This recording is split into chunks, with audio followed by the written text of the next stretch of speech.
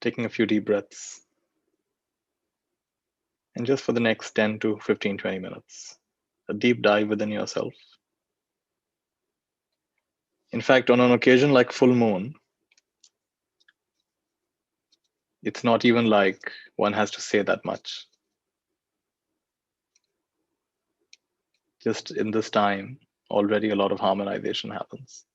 So while I will give a little guidance, just being alert and attentive at this time, a lot of beautiful alignment is happening within yourself.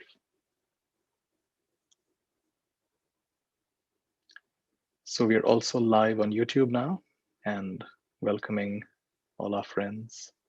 Join us for a meditation if you like.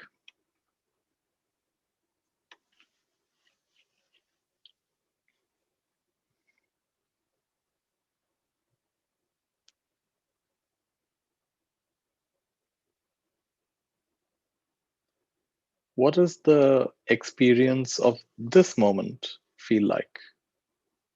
Exactly the way it is.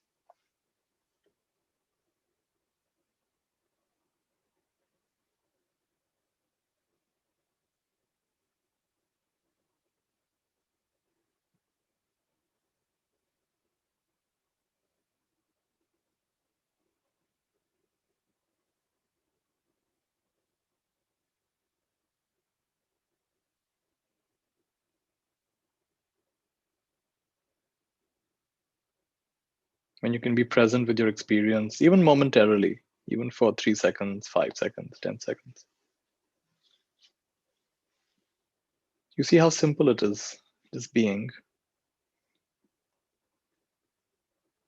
And then you'll feel your neurosis step in again once in a while, peep in. Oh, but we have that to do.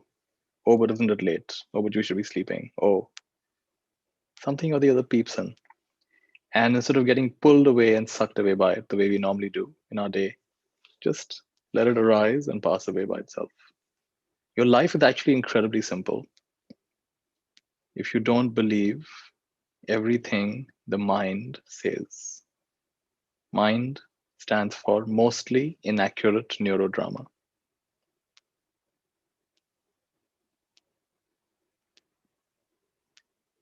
And in just being, you're coming to a super conscious state. Super conscious state is a state of just pure knowing, knowing what is happening at a mental level, emotional level, physical level, every level.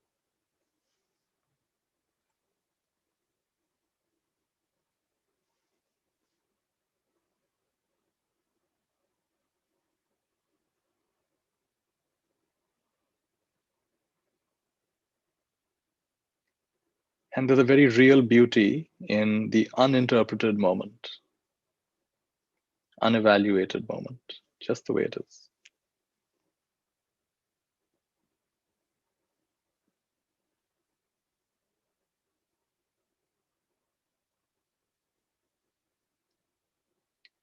So may this session be that sacred space in which you find yourself again and again and again in the most direct and simple way possible.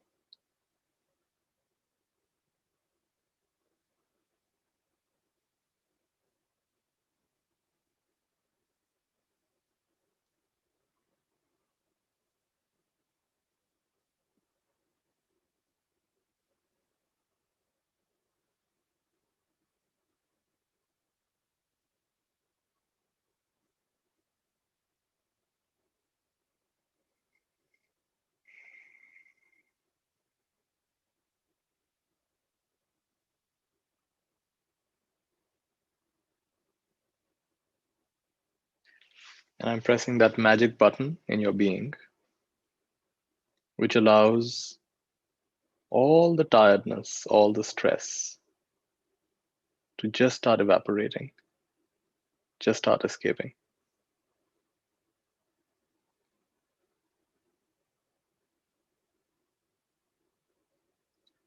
So, over the next 3 to 4 minutes, any tiredness, any stress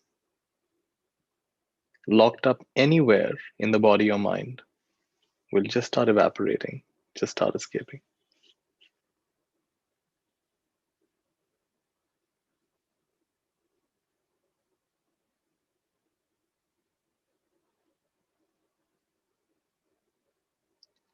It's the magic button that opens the release valve. And there's nothing you have to do. It just starts happening and happening and happening.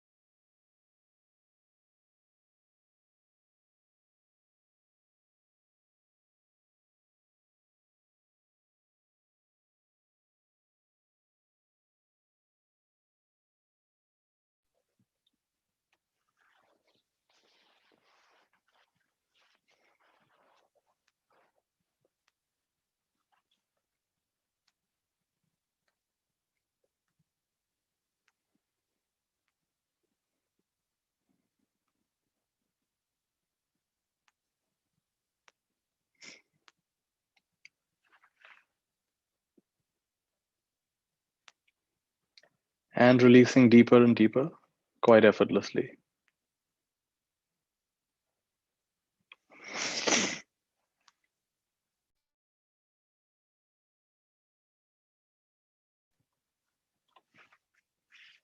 Deeper and deeper.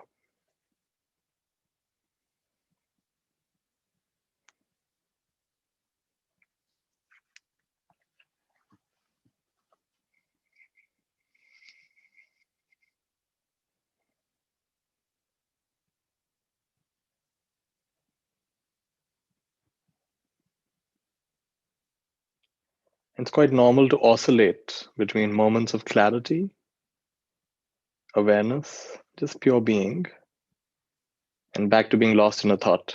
Then come back. And again, you're lost. You come back. And that's perfectly fine. That's how it goes.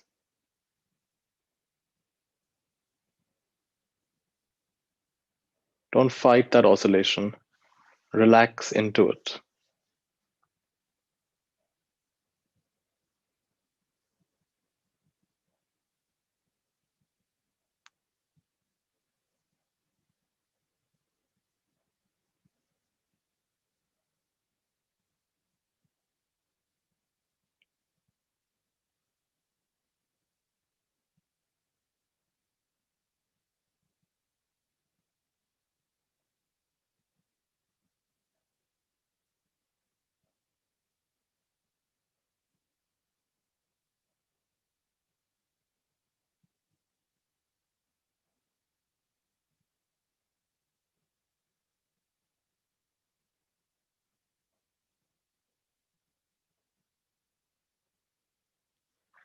It's like you're sitting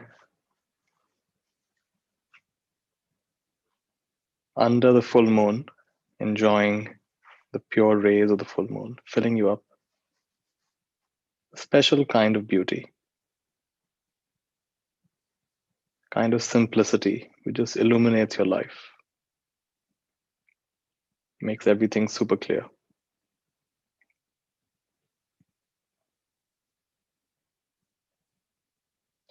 You don't have to think your way through life. Let thinking happen as much as it needs to. You don't have to think your way through everything.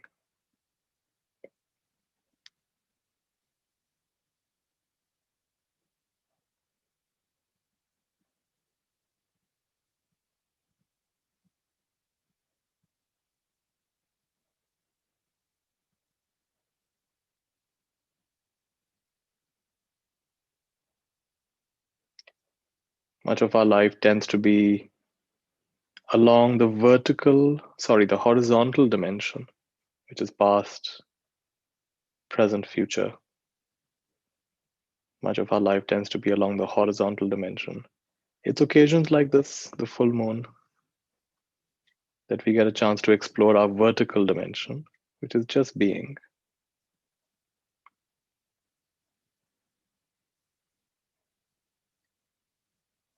The vertical dimension is equally, if not more important than the horizontal dimension.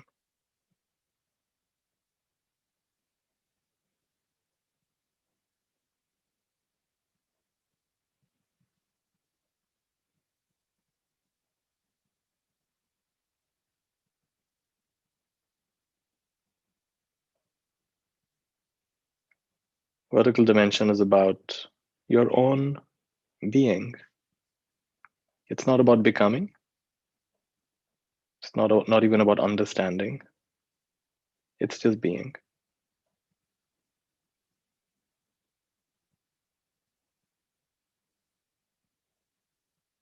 And trusting that it's okay to just be. You don't have to be given a fat book reassuring you about the benefits of just being, all the scientific studies of just being, all the promises of the advantages of just being. That's again becoming. Just being.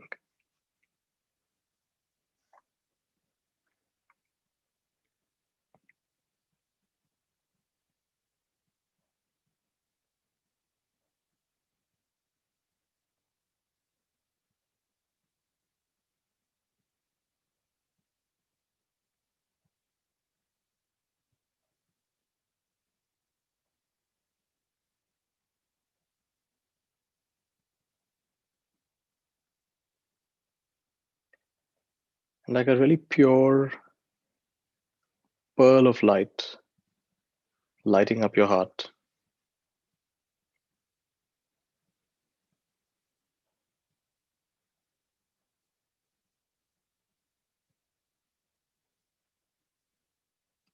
And from your heart, lighting up every cell of your being.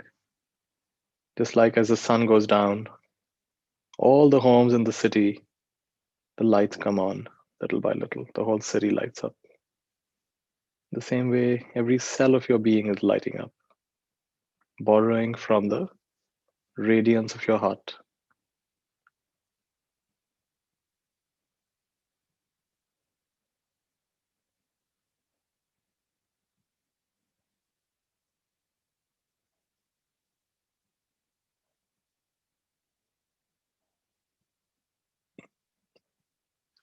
And unlike a city, not just some of the homes, all of the homes, all of the cells light up.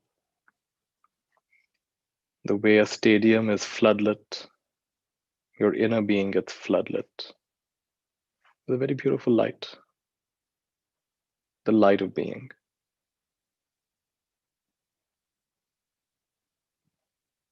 The Buddha said about his enlightenment, Aloko Udapadi.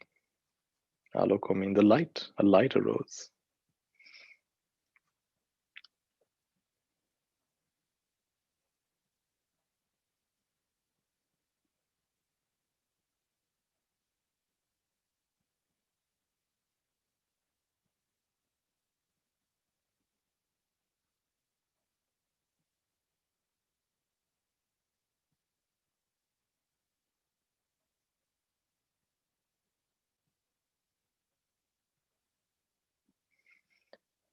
So may you explore the vertical dimension for the sake of the vertical dimension. Otherwise, you're back to the horizontal dimension. What can I get from this? How will it make me calmer? How will it make me a better parent? How will it make me more productive? That may happen or not. Doesn't matter. Your sacred space is where you find yourself again and again and again.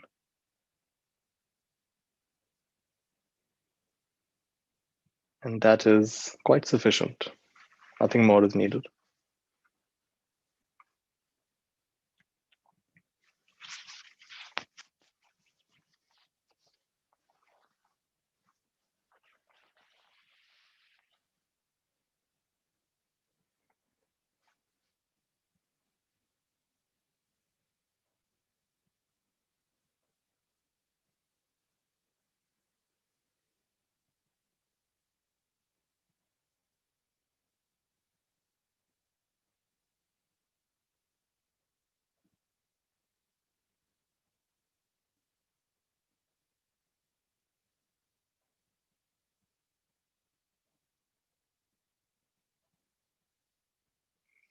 There's a lovely stage which arises for almost everybody in meditation, sooner or later,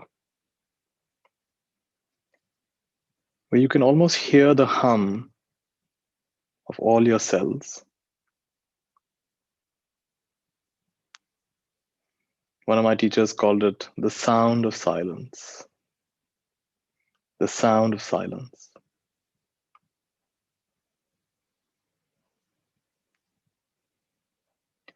Like if you were sitting on a mountaintop and you could see a village below, you would hear the faint hum of that village, the houses, and maybe someone's playing some music. You would hear the faint hum of the people in that village.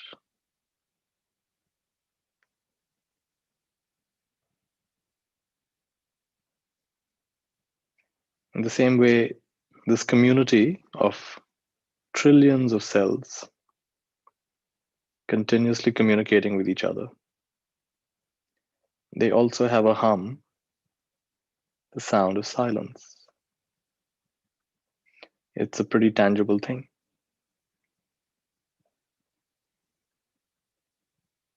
So we also meditate to just enjoy the hum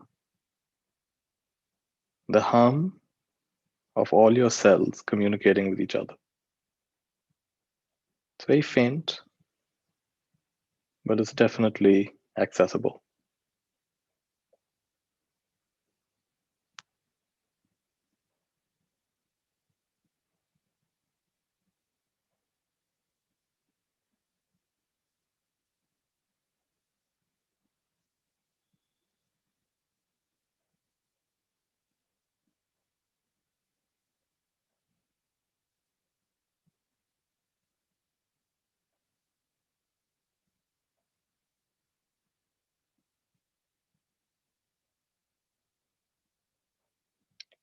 And it's perfectly fine if you don't sense or hear any such hum.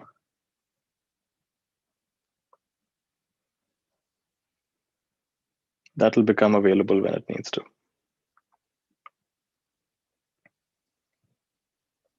For me, it's like almost a sound of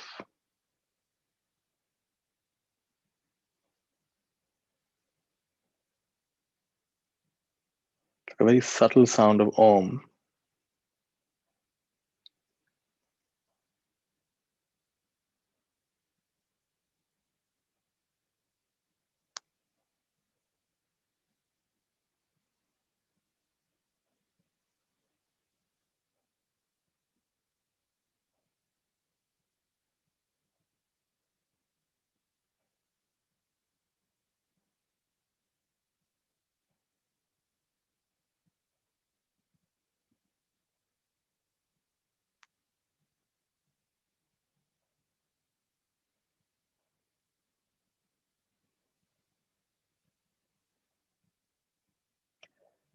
Any remaining stress or tiredness anywhere in the being now completely evaporating, completely evaporating, and will continue to evaporate by itself.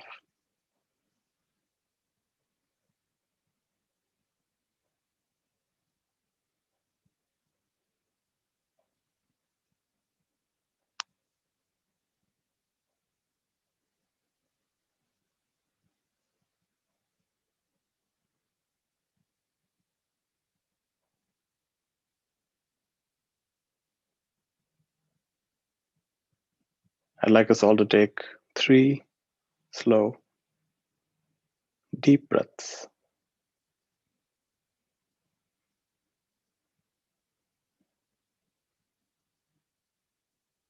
Second is deeper.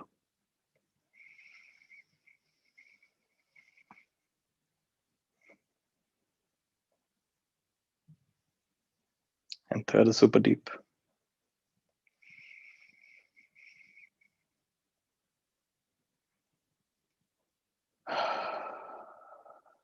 And if you like, you can rub your palms together.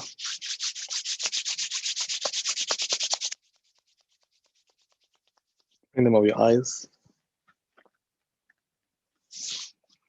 over your face.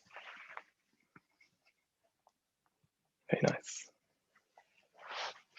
Great. Welcome back. I was feeling a little chilly, so I put on a jacket.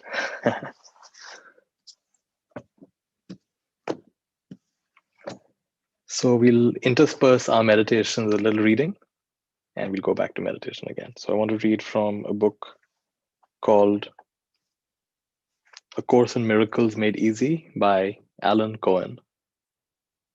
Course in Miracles Made Easy.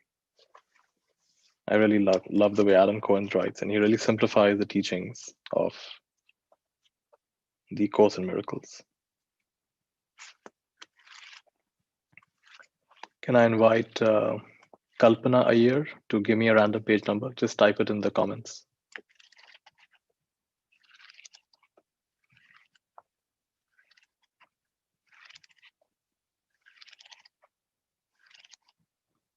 $30.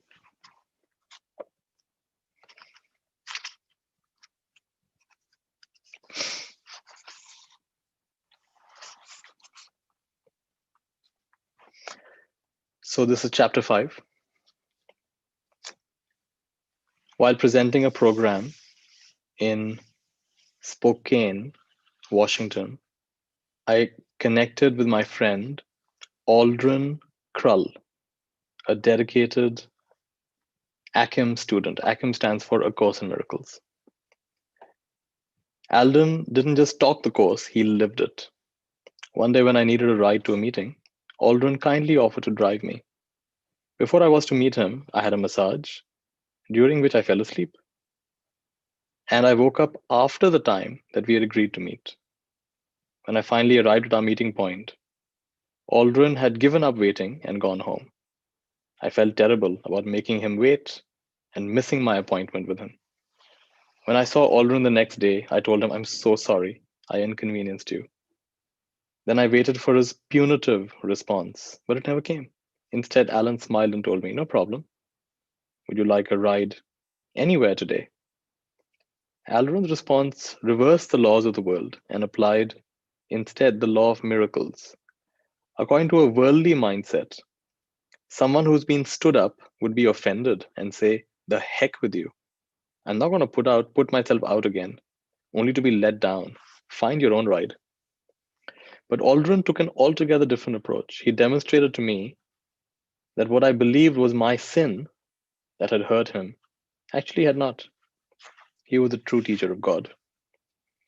Aldrin modeled Akim's formula for healing. Show others that their perceived sins have no effect on you. Your mission is very simple. You are asked to live so as to demonstrate that you are not an ego. Prove that you are deeper, richer, and stronger than any apparently foolish, unconscious, or evil behavior someone acts out. Spontaneously affirm that the sins you perceive you have committed against others have not harmed them. All the results of sin against ourselves or others are simply a story that we have fabricated. We keep sin alive by practicing its adverse effects. When we practice that sin has no effect, we free ourselves and others. What has no effect does not exist. And to the Holy Spirit, the effects of error are non existent. So these are some quotes he takes from The Course in Miracles. Then he says, the ego strikes back. But that person's wrongdoing really did hurt me, the ego argues. I lost my well deserved promotion because of my co worker manipulating my superior at the position. Someone infected me with a sexually transmitted disease. The government uses my hard earned tax money to wage war and keep able people on welfare. You further attest to the reality of sin and its effects when you feel guilty for the pain or sorrow that you believe you have caused others. I have messed up my child because I was an alcoholic. When I cheated on my husband, I caused him irreparable pain. My parents paid for my college education so I could become a doctor. And now I feel terrible because I just want to be an actor. We have all felt hurt by plenty of people and incidents. We all feel guilty about hurting others. While all of these sufferings seem very real and justifiable, A Course in Miracles teaches us that your true self and the true self of any other person runs far deeper than the self that experiences pain. Whatever suffers is not a part of me, says lesson 248 of the Course in Miracles. So it says, whatever suffers is not a part of me. No matter what mistakes you have made or others have made against you, your inner being remains perfectly intact, impervious to human error. It is not the act that hurt you, it is your interpretation of the act. This is very similar to what Byron Katie says. She says, forgiveness is when you realize what you thought happened didn't. I find that very powerful. What you thought happened didn't. In other words, if you really had a full perspective of what happened, it would be there'd be no need to forgive.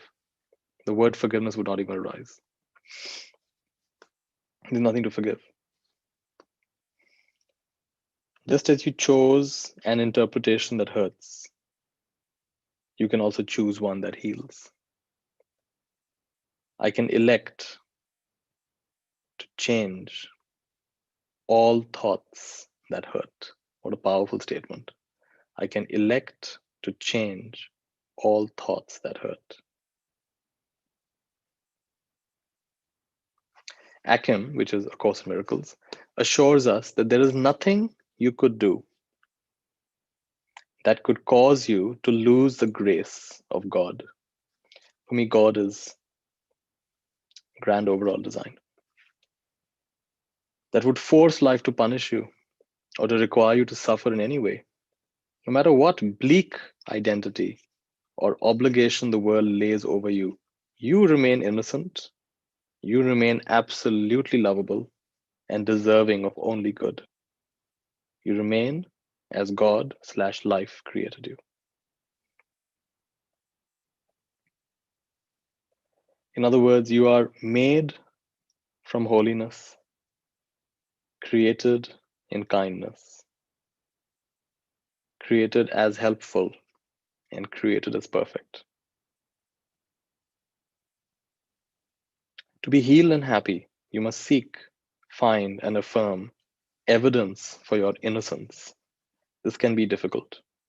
Recognizing that you have become an adept at seeking, finding, and affirming signs of your guilt. You are a master at selecting elements of your experience and using them to prove your weakness. Yet you can use the same faculty of selective perception to underscore your strength. Tip the balance of justice in your favor by realizing that the only real justice is forgiveness. Akim regards sin as a meaningless fiction without cause or effect, a fantasy with no basis in reality. It asks you to forgive your brother for what he didn't do and overlook the never done.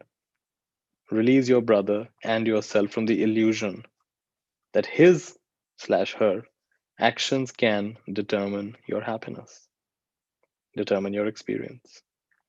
No one has the power to rob your happiness unless you give that power to them. No one can drive you crazy unless you accept the passenger seat. That's a good one. No one can drive you crazy unless you accept the passenger seat. A Course in Miracles shows us how to take our power back and drive rather than being driven.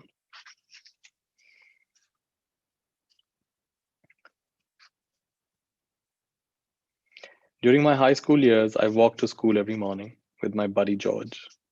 One day, as a spontaneous act of affection, I reached my hand around George's shoulder. My friend was uncomfortable with this gesture, and he pushed my arm away. Sensing I had invaded his space, I felt embarrassed. We both said nothing and kept walking. Later that year, we headed off to college and we went our separate ways. For a long time, however, when I thought of George, I recalled that awkward moment and I cringed at the memory. One day, decades later, my office assistant told me, someone named George called. He found you on the internet. He says he misses you and wishes he could walk to school with you again. Astonished, I phoned George. We made an appointment to meet. Over lunch, we began to reminisce. I know this sounds weird, I told him, but sometimes I still feel awkward about the morning I put my arm around your shoulder and you tossed it off. George looked perplexed. I don't remember that at all, he told me. All I remember is that you waited for me every morning. You even waited for me in the rain. I was stunned. For all those years, one of my primary memories of our friendship was my perceived mistake. Meanwhile, all he remembered was the good. The only place that painful memory existed in the entire universe was in my mind. What a waste of my thoughts and energy. How comforting it felt to know that George had always appreciated me. I decided to choose his memory rather than the one that I had been carrying for so many years. And there came my freedom.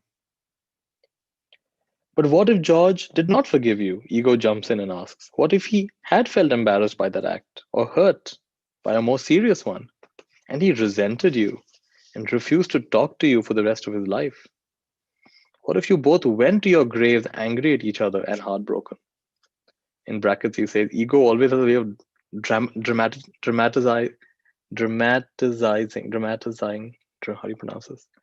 Making it dramatic, basically. Ego has a way of dramatizing scenarios, you may have noticed. George had a choice about how he regarded that event. He chose to not even notice it or just forget about it. It was my mind that held on to it. And so I was the one who suffered. So when you seem to commit a sin against someone, there are two parts to this equation. Number one, what you did.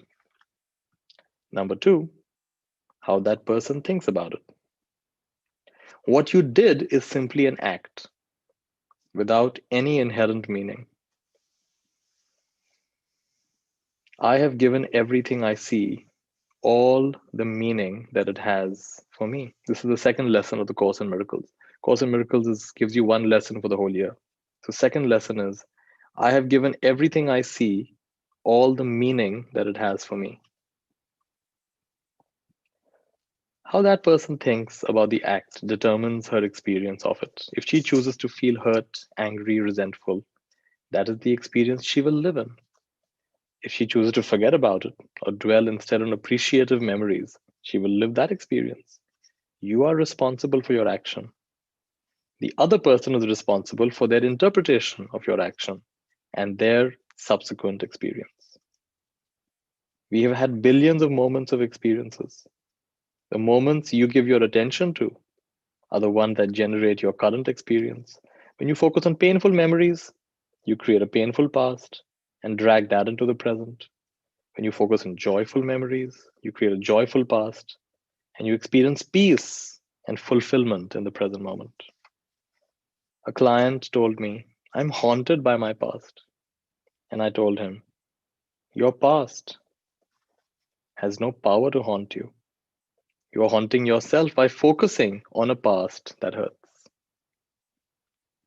How do you heal a haunting past? It is by giving your attention instead to a blessing past. Akim invites us to affirm the past is over. It can touch me not. The past is over. It can touch me not. And also reminds us all your past is gone except its beauty. All your past is gone except its beauty, and nothing is left but a blessing. Why don't we make it into an affirmation? All my past is gone, except its beauty. Nothing is left but a blessing.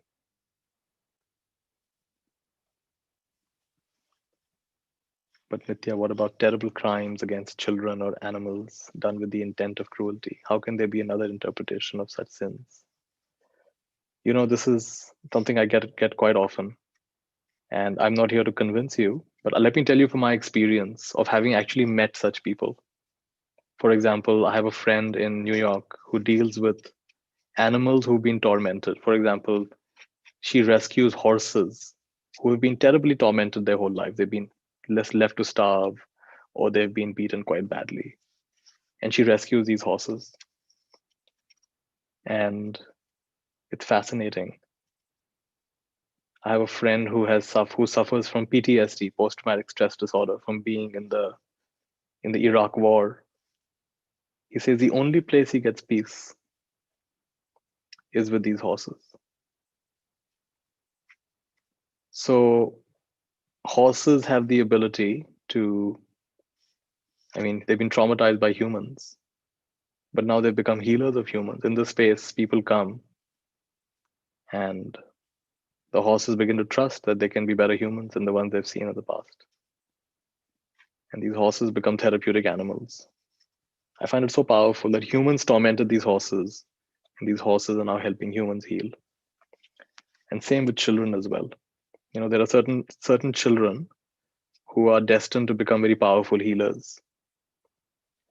And for them to become such deep and powerful healers and to have such deep, powerful empathy, they need to go through a very special kind of curriculum, which is different from the curriculum you and I go through. My friend Gyandev, in fact, I came across the book Course in Miracles. Actually, I came across it before I met him, but he is someone who's very dedicated to this book. So I've learned a lot about Akim through him. So he tells me how it was his difficult childhood and how his mother would be so firm and even beat him up, which you could have said, oh, that's child abuse or whatever. He said, no, it was his difficult childhood that made him who he is. It made him so empathetic. So who are we to tell what is good and what is bad? What is a terrible crime and what is not? And what is it? The hottest fire is required for the purest gold to come out. So it's not, you see what it does when you believe there are certain things that are absolutely unforgivable, absolutely so terrible, horrible. See what that does to your life experience. And what if you take on this view that the past is over? It can touch me not. All my past is gone except its beauty. Nothing is left but a blessing. If we can be traumatized in a few minutes or by certain experiences, why can't we also be untraumatized in a few minutes or hours and by other experiences? Why do we have to carry it like a wound our whole life? So that's where my practice has got me. And I feel pretty settled with that.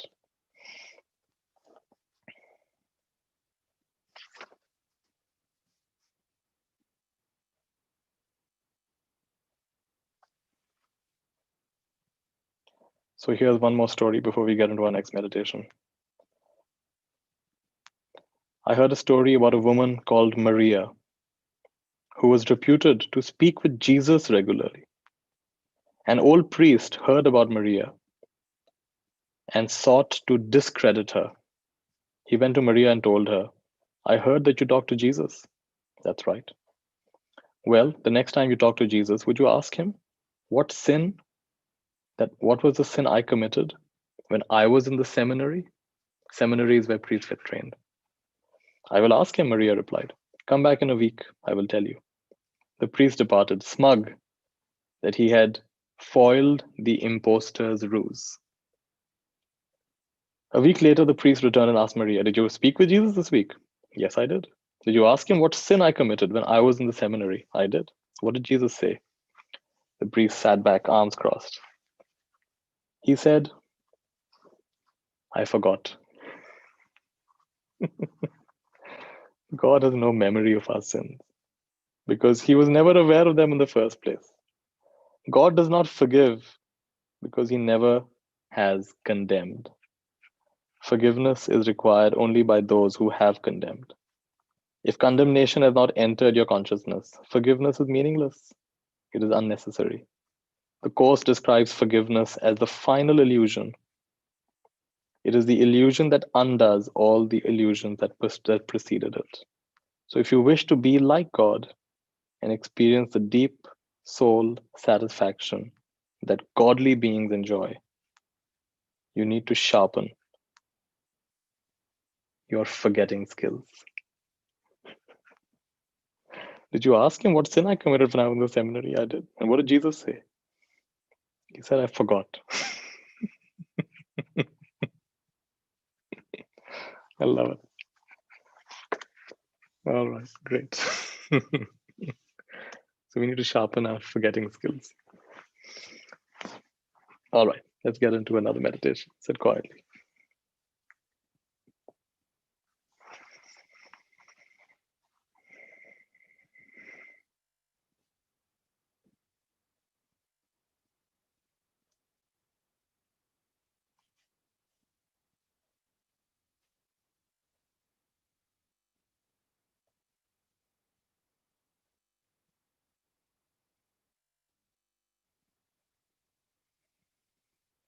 So, what if God has already forgotten your sins?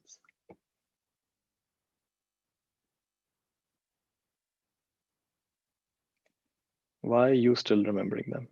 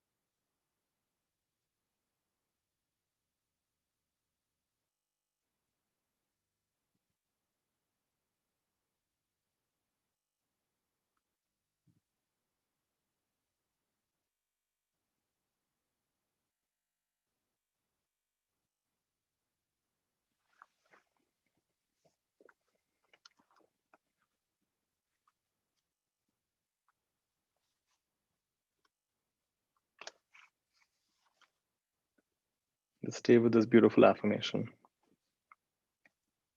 All my past is gone except its beauty.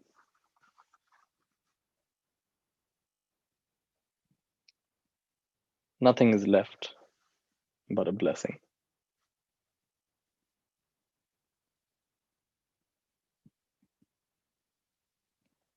All my past is gone except its beauty.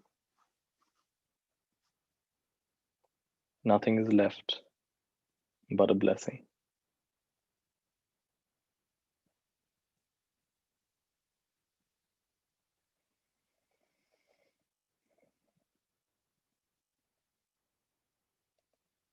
All my past is gone except its beauty. Nothing is left but a blessing.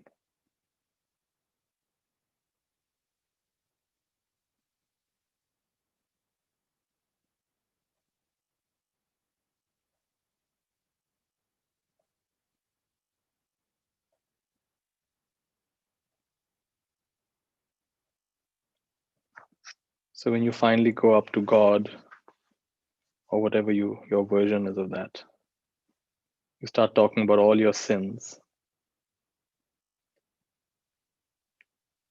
and all you get back is there's only beauty, there's only blessings. So it's just a misunderstanding. There's only beauty, there's only blessings.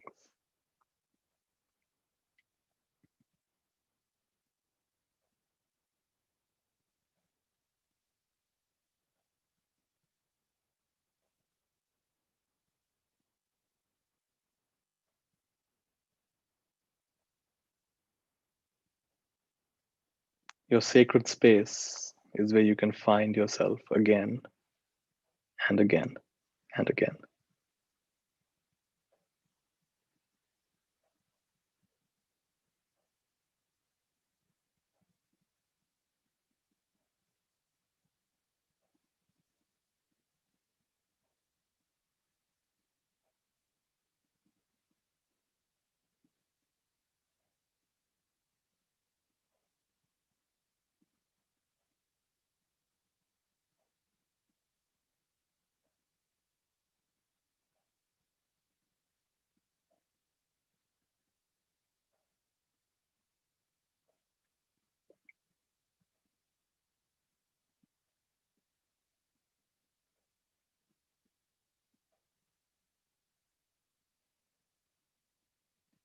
And what if you actually sharpened your forgetting skills?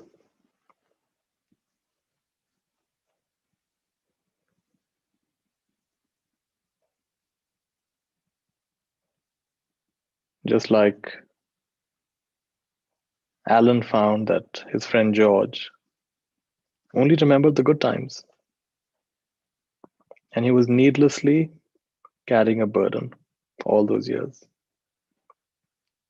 What if you are needlessly carrying a burden?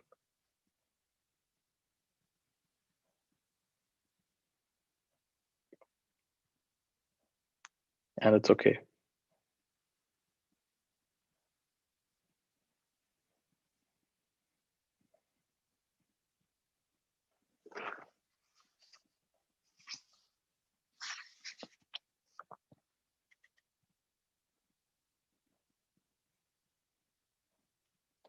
What if forgiveness is the final illusion that undoes all the illusions that preceded it?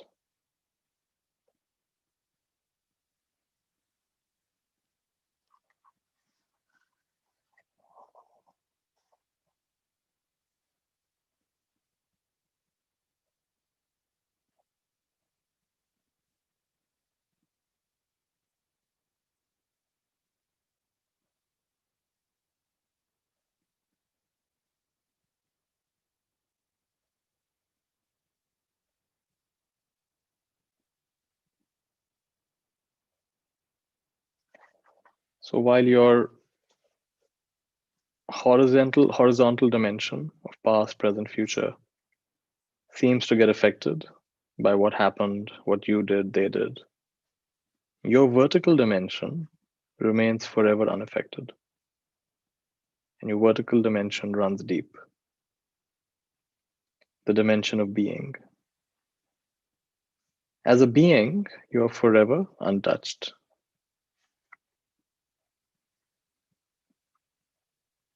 As a personality, you are very easily scratched and bruised and wounded.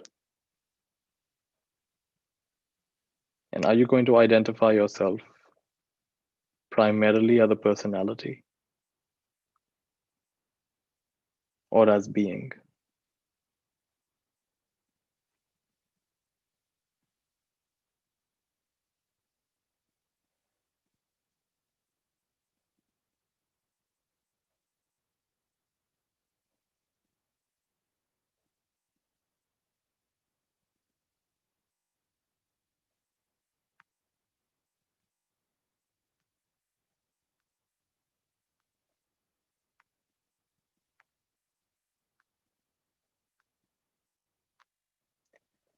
So, just for a full minute, take a vacation into this new reality which the Course in Miracles is describing.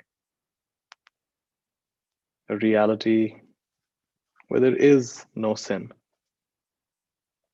and you can't do this wrong, where all you have is beauty and blessings. Take a vacation here, spend a minute here.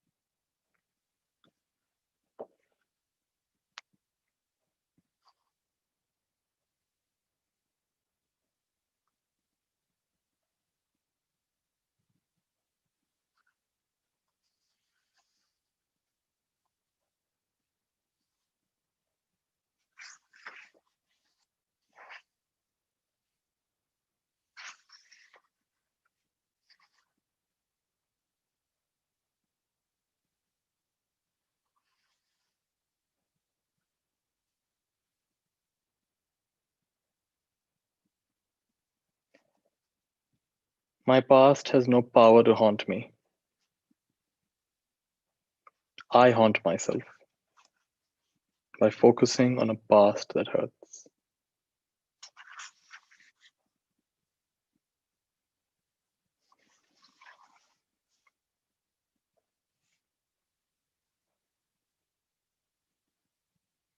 Instead,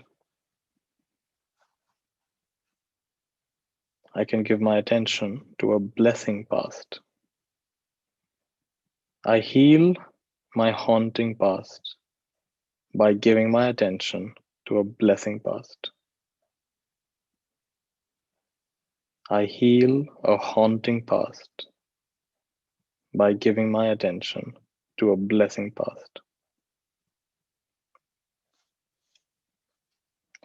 Forgiveness is realizing what I thought happened didn't.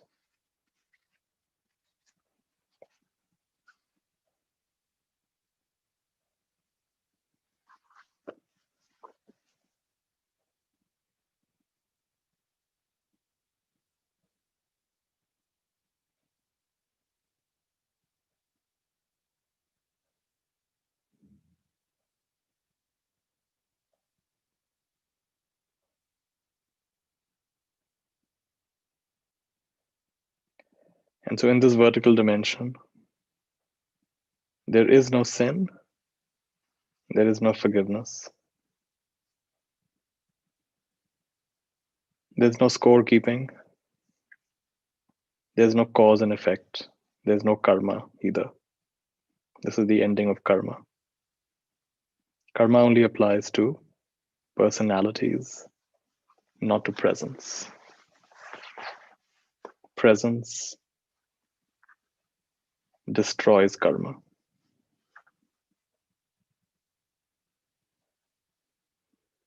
Karma finds no hook in presence. Karma requires personality, which is believing your thoughts about yourself and life.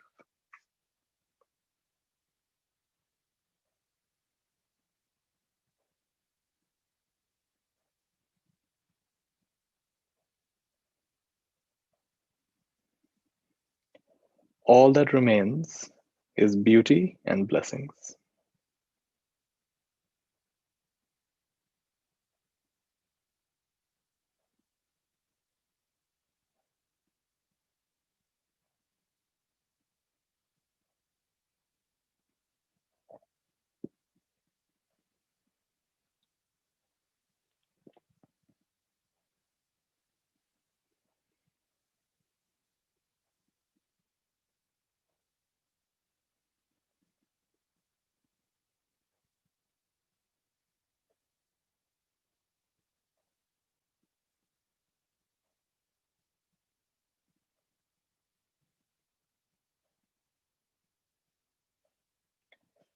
Let's all take 3 deep breaths.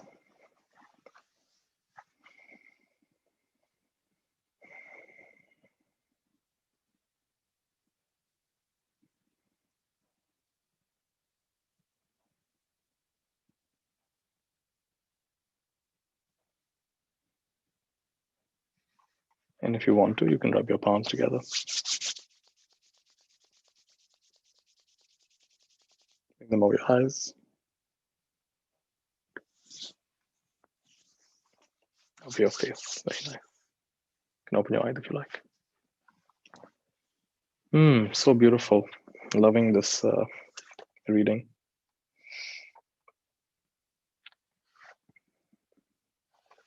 I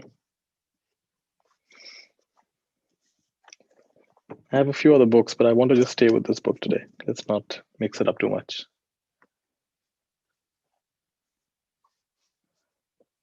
I understand that God forgives your sins, but what about karma? Yeah, like we said, karma is coming from when you think you're the doer and you're the receiver. When you're living on the horizontal dimension, that's when there's karma. But in the vertical dimension, there's no karma. Vertical dimension just is. And there's nobody else to forgive. Yeah. All my past is gone except its beauty. Nothing is left except a blessing. That's right.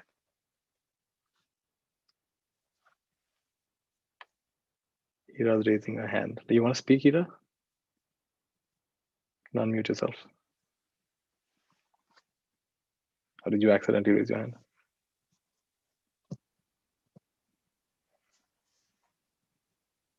Tell me. Oh, I don't know what to tell. I really enjoyed the meditation, and I don't know. Maybe it's accidentally happened. What happened? I think I pressed the raise the hand button or something happened. Okay. Okay, no worries. That's fine. Lovely. Thanks, Hira. Transforming haunting to a blessing, saying Varsha. That's exactly right. Yeah. It's so powerful to realize that we can heal our past by healing on how we focus on our past. This for me was a very powerful realization that as I choose to focus on the blessings of my past, I heal my past. And as I choose to focus on the wounds of my past, I create a haunted past.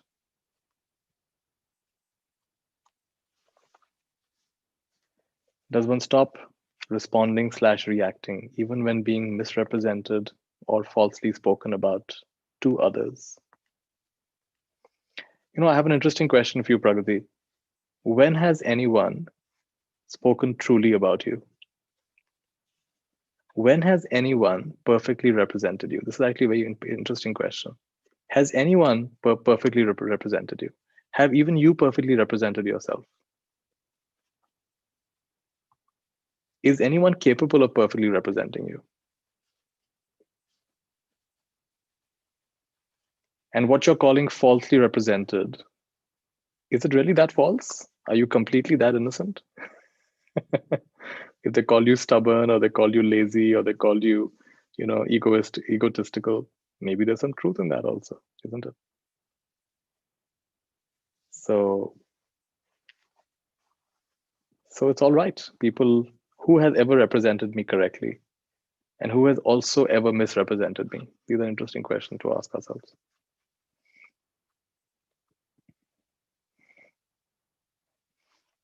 Pragati, give me another page number. Let's see what else is coming from this book.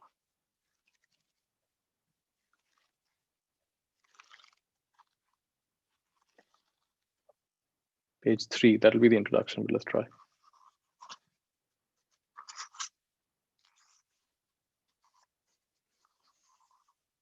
Oh, this is a great story. While my friend and student, Cliff Klein, was watching television in the living room of his Brooklyn apartment, he heard a strange noise in the bedroom. He rose to investigate, found a burglar creeping in from the fire escape. When the intruder saw Cliff, he turned and began to run. Wait, Cliff called out to him. You don't have to run. I'll help you if you need. Stunned, the burglar stopped and slowly stepped back into the room. Cliff asked him what was going on in his life that made him turn to stealing. The fellow told him that he had been fired from his job and he had lost his girlfriend. He felt powerless and angry. He didn't know how he was going to pay his rent. Cliff invited the fellow to sit down. He offered him a cup of coffee. Then he gave the young man some words of encouragement and handed him some cash, saying, "Come back if you want to talk some more." The fellow thanked Cliff and departed through the front door. You have just read the cheat sheet summary of the entire Course in Miracles. Every moment, the Course offers us a choice between fear and love. When Cliff Klein encountered that robber, the scenario could have taken 1,000 different directions, mostly dark. But when Cliff chose to view that situation as a call for love rather than an attack. He created an entirely different outcome than he would have generated if he had acted from fear. Miracles are the outcome of choosing love. What a great quote. Miracles are the natural outcome of choosing love. Life seems overwhelming when we face an endless stream of perplexing choices. How will I connect with my life partner? Should I stay married or should I leave? How am I going to pay this month's rent? Is there a job that will bring me passion and income? How do I deal with my annoying relatives? Where on earth is my real home? How can I get or stay healthy? And on and on. And yet, behind all of these apparent choices, the only real choice is between fear and love. Fear hurts, love heals. All else is detailed.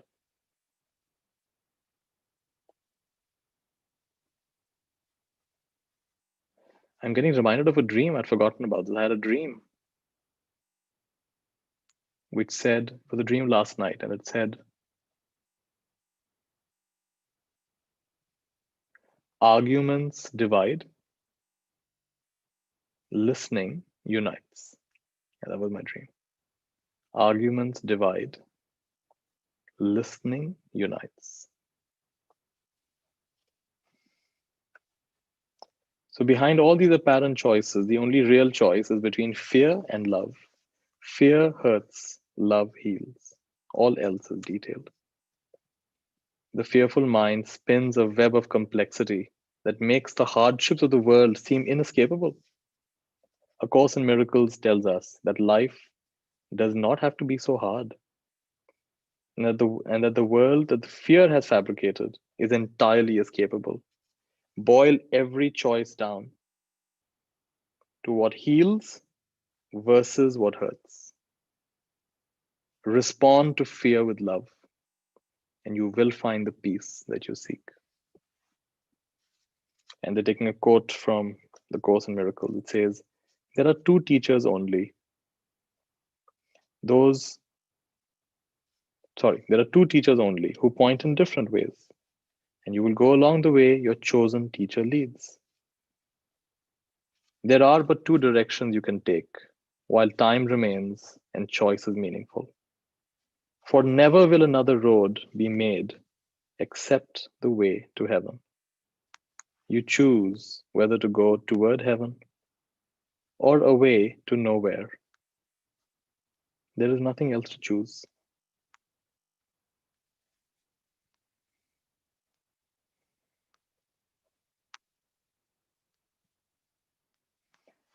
So, what a great story about Cliff, who invites the robber. He asks the robber, wait, you don't have to run.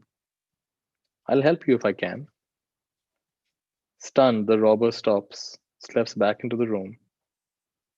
Cliff asks him what's going on in his life that made him turn to stealing. The man talks about losing his job and his girlfriend, feeling powerless and angry, not knowing how to pay his rent. Cliff invites him to sit down, offers him a cup of coffee, gives the man some words of encouragement, and even hands him some cash, saying, come back if you want to talk some more. The robber thanks Cliff and departs through the front door. It says the fellow, not the robber. He's just a fellow, actually. Robber is what we put on it.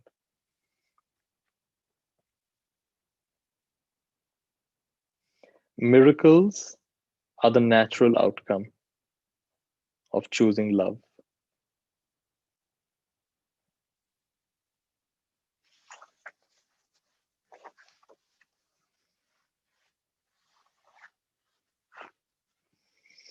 I want to play a song for you.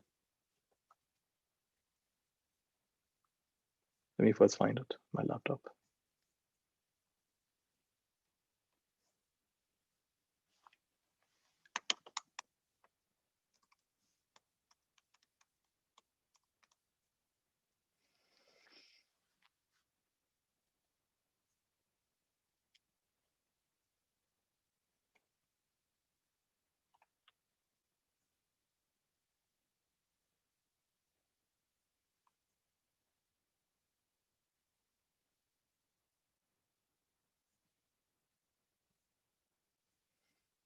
All right, listen to this.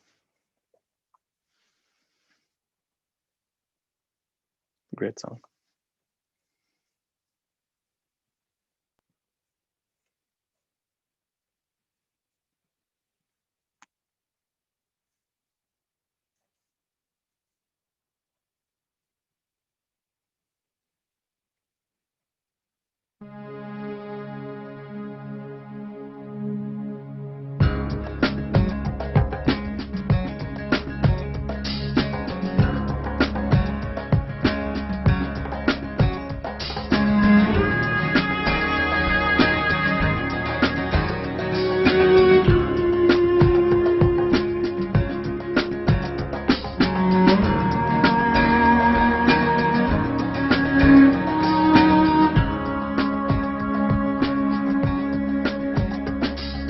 I can see laughter, or I can see tears. I see a choice, love or fear. What do you choose? I can see peace, or I can see war. I can see sunshine, or I can see a storm. What do you choose? Now I choose to love with freedom flies from my heart where the light keeps shining, and I choose to feel the whole world crying for the strength that we can rise above. I choose love. I choose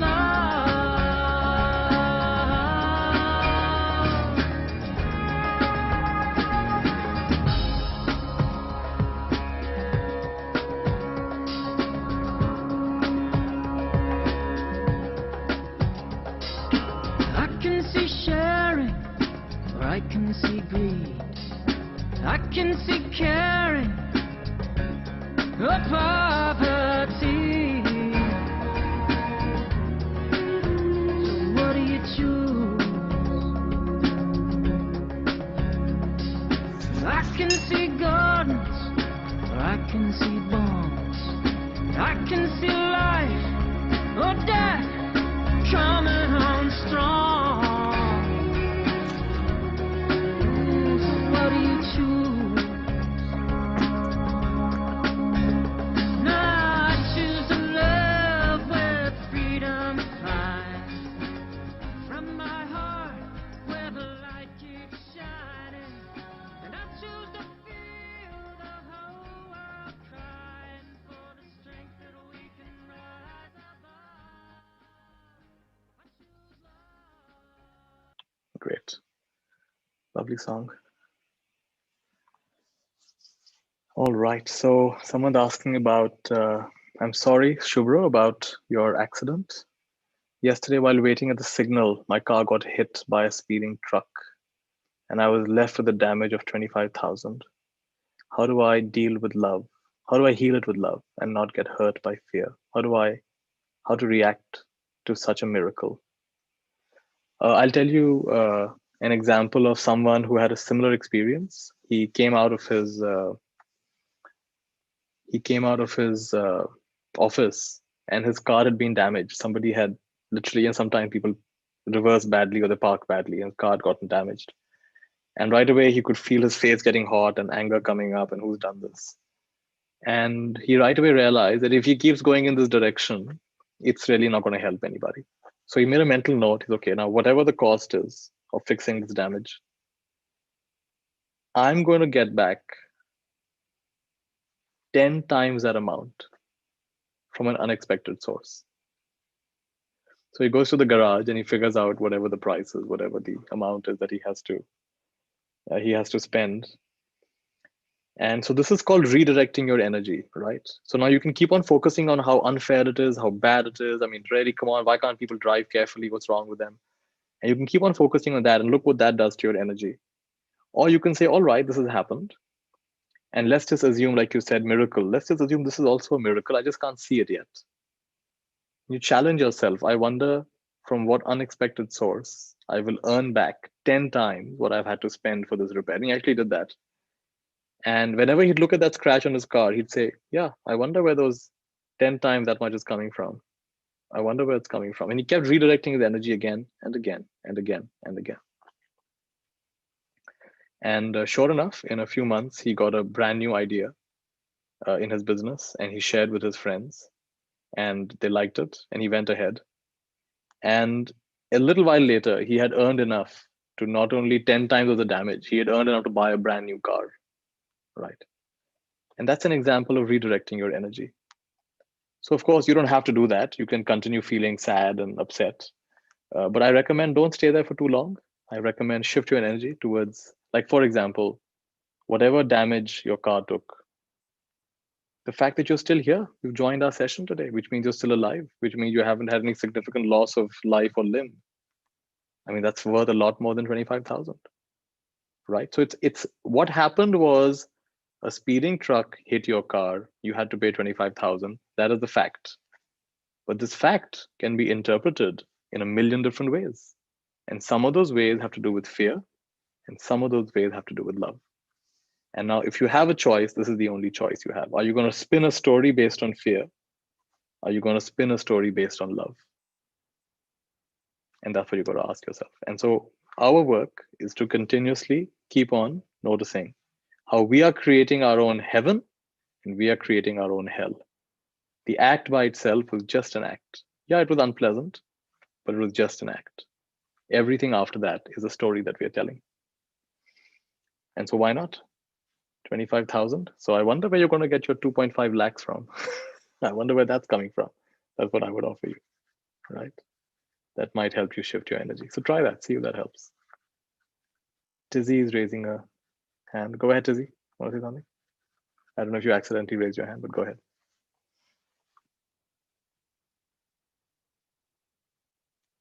Tizzy Thomas, you can unmute yourself if you like.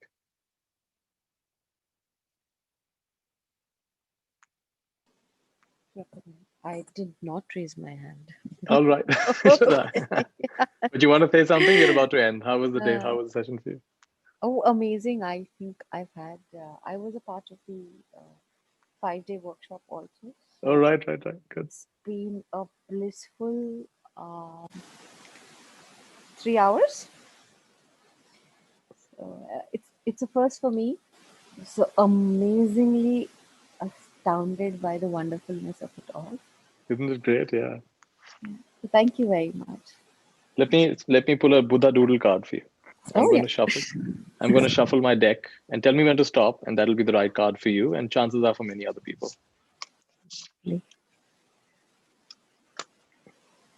Stop. The top card is for you. You know, this is the same card that came out a little while back. Shine light so others may see. So others can see. Shine light so others may see. Can see. Yeah. That's the card for you. Thank you. And Shubho, thank you, Tizzy. And I'm also Shubho, I'm going to pull a random card for you. Let's see what card comes up. Because you've been through a rough patch yesterday. So, in fact, you want to unmute yourself? Yes, Shubho. You tell me when to stop shuffling.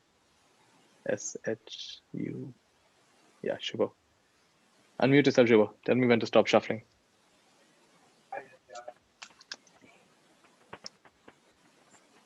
Tell me when to stop. Now? All right. Wow, we're getting all the cards we took this month. This is very interesting. The same card has come again. Every heart contains a treasure. Every heart contains a treasure is the card that's come for you.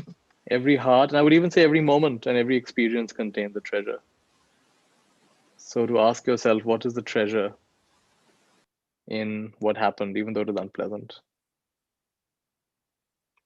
Anything you want to say, Shubho, about today's session? It was amazing. I don't know if my mic is clear, if I'm audible.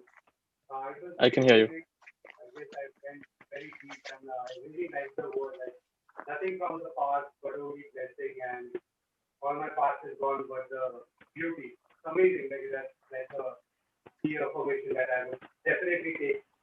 Exactly.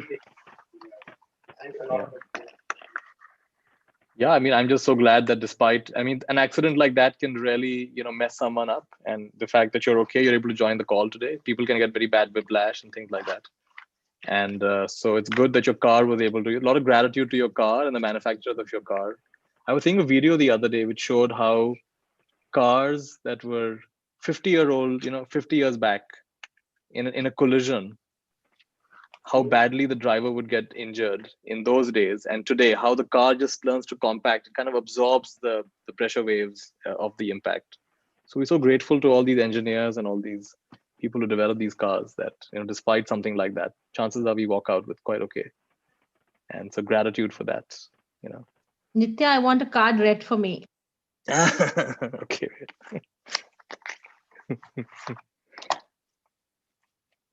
Okay, tell me when to stop.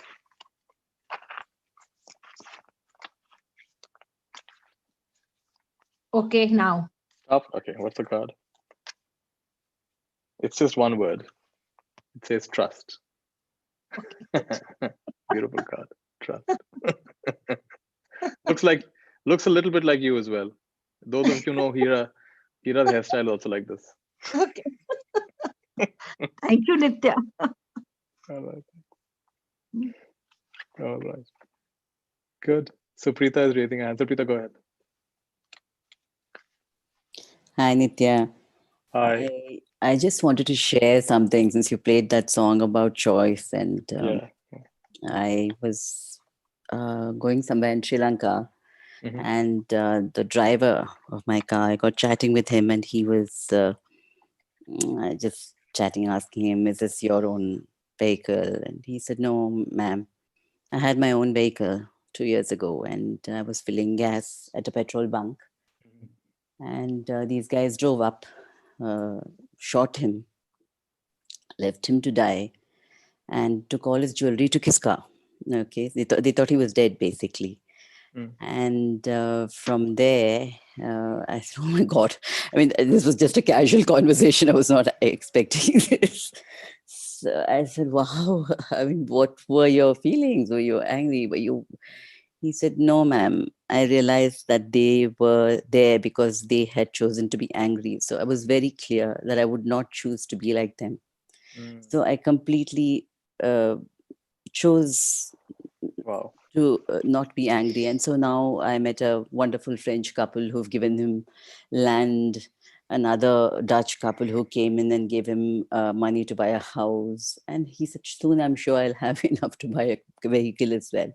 So I Wow. found that really, really amazing, and no ill will towards the perpetrators. Just That's really amazing. amazing.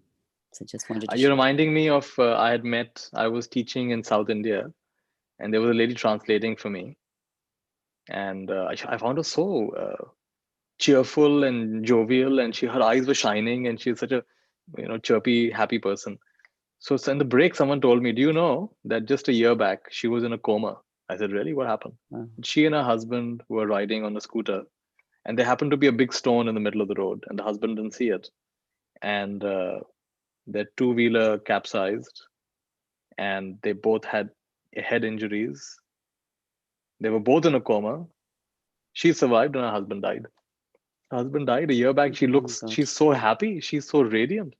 And I asked her later Amazing. on, you just have, it's been a year or a little more than a year, and you had an accident, and your husband has died? She said, yes. I said, how come you're so cheerful and energetic? So she said, he had to go. He's gone. I've chosen to continue. And she has this deep sense of, she and her husband used to teach meditation in villages of India. And she said, his time was up. So he's gone, but I still have work to do here. So I continue. I said, wow, what an amazing perspective on life. That instead of getting bitter and saying, oh, what is this? Everything I believed was false. My husband was taken away for no reason. She said, no, his work was done. So he was called back home. And I still have some more work to do here. So I continue. And I'm sure he's happy where he is, and I'm happy where I am.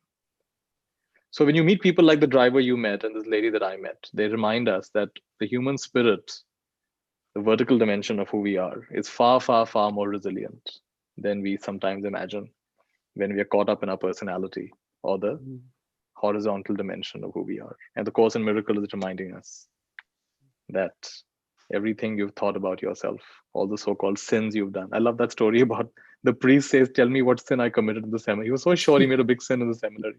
And a cute answer is, Jesus said, "I forgot." Mujhe to nahi malum. I don't know what sin you committed. And imagine at the end of all of this self-beating up, on the other side, we go to God and say, please forgive me. He said, forgive you for what? Remind me. And it was just we were holding on to it. There's nothing to be forgiven. So what a beautiful session. And I'm grateful to all of you for showing up. Grateful for Padmaja for orchestrating it so nicely. And this lovely book, A Course in Miracles Made Easy by Alan Cohen. Course in Miracles is a fantastic book, but it can be a little bit hard to read sometimes. And so this book makes it more accessible. So great. Thank you, everybody. Lots of love. Let's make a nice Mayurma symbol. But to show you my Mayurma symbol, I'm going to put my background, virtual background, off for a second. None. Here we are. So let's just make this nice symbol at the back of the wall. It means loving wishes for all, Mayurma. Make a nice heart in the air. Multiply by infinity 3 times.